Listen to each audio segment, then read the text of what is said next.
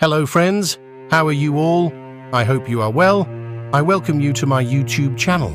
If you are new to my channel, then subscribe to the channel and hit the bell icon next to it and click on all notifications. Praise be to Allah. Scheherazade is married to the Sultan Shahryar.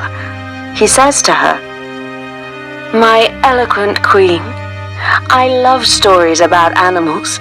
Although they live apart from us, their friendships and fights are like ours in so many ways. There is much wisdom to be had from tales of their world." And Scheherazade replied, "O king, you are right to say that there is much we can learn from the animal kingdom. And one such story comes to my mind. It is a tale of betrayal and trust. It is a story about the wolf and the fox." And the Sultan rested his head on his hand and stretched out on the couch to listen to her story. The wolf and the fox had so much in common that they were like brothers. They both loved to steal and to hunt, but given the choice, they would always prefer to steal. These two strong-pawed bandits of the animal world lived together in one den. But the wolf was far bigger and more powerful than the fox, and he thought himself to be the better of the pair. The fox, though smaller, knew that he was much cleverer than the wolf, and he resented the way that the wolf always acted like he was the big boss. One day, as they sat in the sun outside their cave, the fox said to the wolf, "My friend, you are like a brother to me, so let me give you some kind advice. Mend your ways. Be a bandit no more. Do not steal from the son of Adam again." By the son of Adam, he meant man. The wolf turned his great head to his friend and lifted up one shaggy ear. The fox went on, "I know how you love to creep into man's vineyard, dig up his vines, and eat his grapes. I know how you like to jump into his fields and steal his lambs. I also see how he hates you for this, and how he is planning your destruction. You would be wise to fear him, for he is full of cunning. He knows how to shoot birds down from the sky, how to lift fish from the water, how to burn wood, and how to cut up rocks. Someone that clever is bound to outwit one like you, eventually. So do as I advise. Make peace with the son of Adam and steal from him no more." The wolf listened and did not welcome these words, for he felt deep down that the fox was insulting him. Did he mean to hint that he was just a bit stupid? Or, at any rate, he realized that the fox thought himself to be far cleverer than him, and so he lifted up his great paw and punched his friend in the face. The poor animal went rolling over and over and was quite stunned. When he staggered back to his feet, the wolf growled at him, "It is not for you to advise your betters." It took the fox a moment or two to recover himself. When he could manage a smile, he said softly, "Of course, you are right, Brother Wolf. Forgive me. I am full of regret for my sin against you, whom I love more than any other creature in the world." And the wolf looked him up and down, saw that the fox was fittingly afraid of him, and added in a stern voice, "Learn from this lesson. Don't poke your nose into other people's business." The fox bowed his head and said, "To hear your voice is to obey, my brother." "That's more like it," said the wolf. "At least those were wise words said in the right place." "Oh, yes," said the fox, more humbly than ever. "As the poet once said, the blow of a teacher is at first hurtful, but in the end, it is sweeter than honey." And from that time on, he was always careful to show the wolf the greatest respect and to flatter him whenever possible. But inwardly, he hated the tyrant and was looking for the chance to take his revenge. The months passed, and the wolf forgot all about the incident, but the fox did not. One day, he was skulking along the wall of the vineyard, looking for a way to sneak in and steal some grapes, when he found a hole large enough for a fox, even for a wolf. At first, he was delighted, and then he thought to himself, "This is too good to be true. I think the son of Adam is plotting something here." And he stretched through the hole and gently tapped the ground on the other side with his paw. It was just as he thought. The man had laid sticks and leaves across a deep pit. It was a trap to catch a thief. "Praised be Allah, I have found this cunning trap," said the fox happily.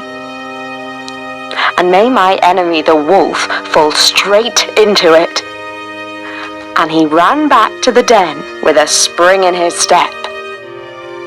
"Good news," he said, as the wolf was just shaking off his sleep. "I have found an easy way into the vineyard. You can sneak in and fill your belly with man's juicy grapes. The ripe fruit is shining on the vines, ready for you to eat."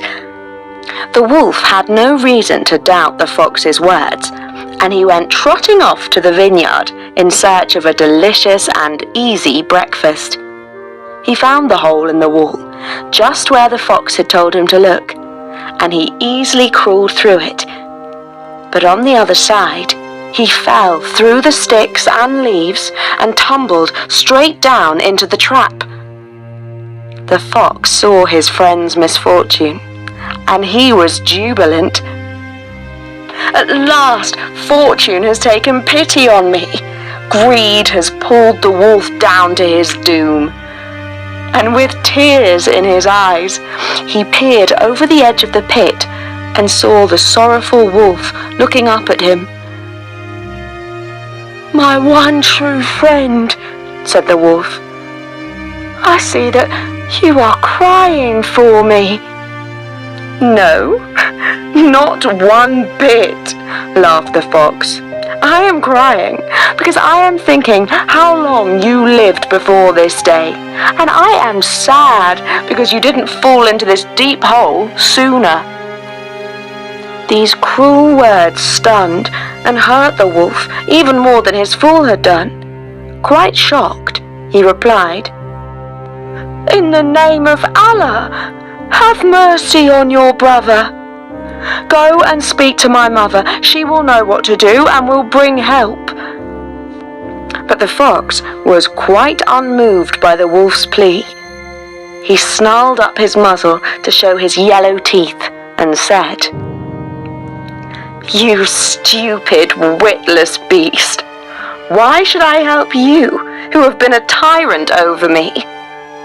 But, pleaded the wolf, "you have always protested your love for me. You have sworn to be my servant. You have promised to look after me, even in my old age. How can you turn against me like this?" "Oh, you deluded, self-deceiving fool," jeered the fox. "That was my fear talking, not my heart. In truth, I hate you, for you are a bully and a brute."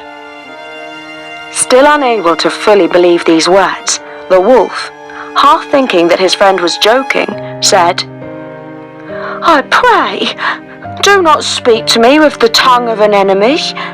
Do not look at me with the eyes of a foe. For the wise poet spoke well when he said, 'Forgiveness is noble, and kindness is the best of treasures.'" "Oh, now you beg and scrape," said the fox.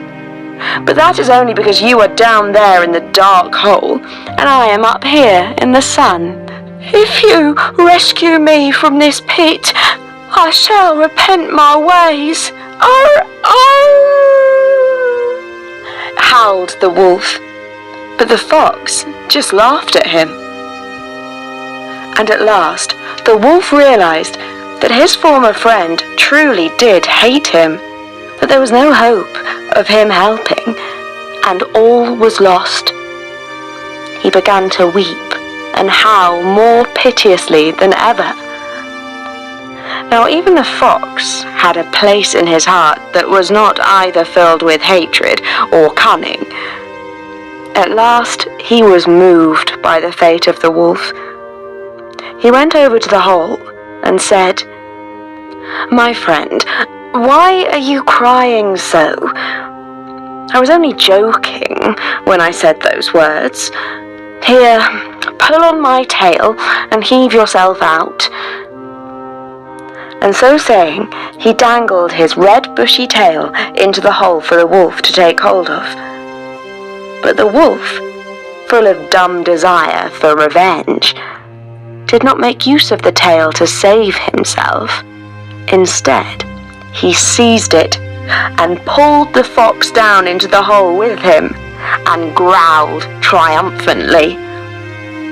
"So, now you have fallen into the snare of your own intent, you traitor, and in it you shall share my fate." The fox, full of fear, began to beg and scrape. "Oh, brave and powerful master, do not strike me and kill me now, or you will not benefit from my plan, and we shall both die here. Is it not better that we should both save ourselves?" The wolf, already feeling a little calmer, began to regret that he had not saved himself when he had the chance, and he asked, "And how exactly do you propose to save us?" "Easy," said the fox. "Lift me up on your head, and I can scramble out of this pit. I will run and fetch a vine to use as a rope to help you climb out."